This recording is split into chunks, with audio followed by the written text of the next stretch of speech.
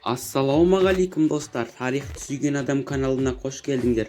Бүгін сіздерге ұлы империяның ыдырап ұрпақтарының әр бөлікке шашырап ел алаңдап не істерін білмей отырғанда еділ кама бұлғарларының аумағында пайда болып тастан зәулім ғимараттар салып, атасы алтын орда сияқты жарты әлемге билік жүргізгісі келіп 125 жыл өмір сүріп, ақыр соңында ұлы империя құрам деген арманына жете жеріне жоқ, не арманы жоқ, не жері жоқ жерінен бір бөлігін Османға, қалған бірін Ресей урыстарына тапсырған Қазан хандығы жайлы білесіз бе?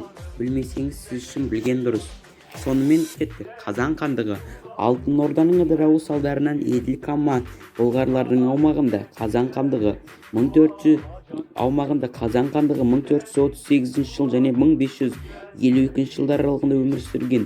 Оған Қазан татарлары, еділ бұлғарларының ұрпағы марилер, чуваштар, удырумтар, сонымен бірге ішкі нара молдавалар мен башқұрттар кірген. Астанасы Қазан қаласы болды. Қазан хандары әуелінің алғашқы өкілі Алтын Орда ханы Ұлық Мұхаммед 1438 және 1445 жылдар. Оның баласы Мұхаммедбек 1445 жылы Қазанға орнығып, бұл хандықты дербес өмір сүруіне негіз салды. Қазан хандығы тұрғындарының негізгі кәсібі егіншілік болды. Оған қосымша мал шаруашылығы, бау-бақша, жабайы аранның балын жинау, аңшылық, балықшылық кәсібі жүргізілді. Бұлғарлардың дамыған қолөнерін Қазан жұртының шеберлері жоғарғы дәрежеге ұстады. Тастан салынған ғимараттар, сарайлар, биік мұнаралы мешіттер, кесенелер мұнда сәулет өнері мен құрылыс техникасының дамығандығын дәлелдеді. Қазанның географикалық жағдайының тиімділігі оның Үріспен, Сібір, Иран, Кавказ елдерімен сауда-саттық қарым-қатынас жасауда мүмкіндік берді.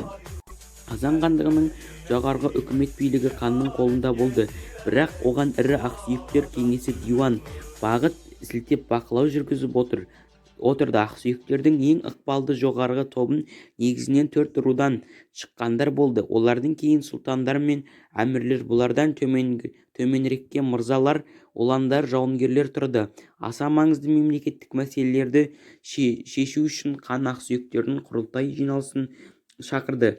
Ислам діні өкілдері мен Қазан хандығының зор рөл атқарды. Олардың ірі жер иеліктерін пайдаланды. Әкімшілік тұрғыдан Қазан хандығы Дарук округ ұлыстарға уәлият бөлінді. Үрістерді өз бөлшектенуі, өзара қырқысуы пайдаланып, Қазан хандығы 16 ғасырлардың бірінші жартысында екінші Василийдің Тимини тұсында орыс жерінің шығыс бөліктеріне ықпал жүргізуге тырысты.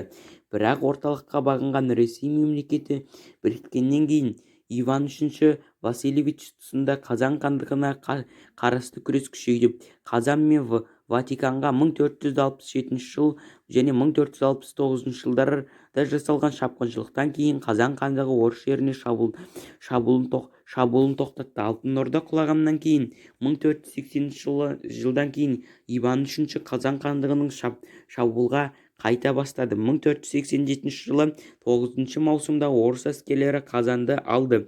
Әли хан тақтан түсіріліп, оның орнына інісі Мұхаммед Эмин Иван III қолжаулығы хан болып тағайындалды. Қазан хандығы Ресейге 1521 жылға дейін вассалдық тәуелділікте болды. Мұхаммед Эмин өлгеннен кейін 1518 жылы оның орнына Қасым хандығының ханзадасы Шах Әли хан болып тағайындалды. Оны 1521 жылы Қырым ханының інісі Сахиб Кери, яғни атақты Османның сұлтаны Канонидің нағашатасы құлатып, таққа өзі отырды. Оның тұсында Қазан хандығы Қырым, Астрахан хандықтары мен Ноғай ордасымен одақтасып, татар жұртының ауызбірлігін жасауға ұмтылды. Бұл бағытты Түркия қолдады, яғни Османлы қолдады. 1521 жылы Қазан хандығы Османның Қырым одағына кірді. 1524 жылы Осман үстемдігін қабылдады.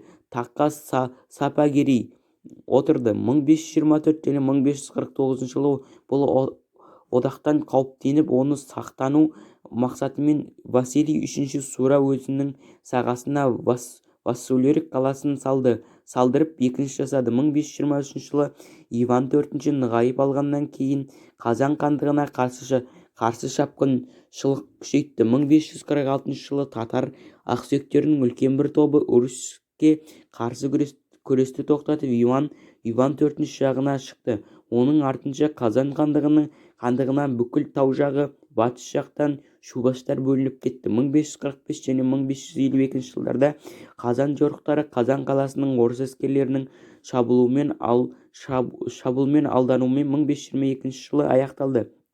Қазан хандығы жойылды. Оның бүкіл жері Урус мемлекетінің құрамына көшті. Осылайша бір кезде атағынан желескен атасы Алтын Орда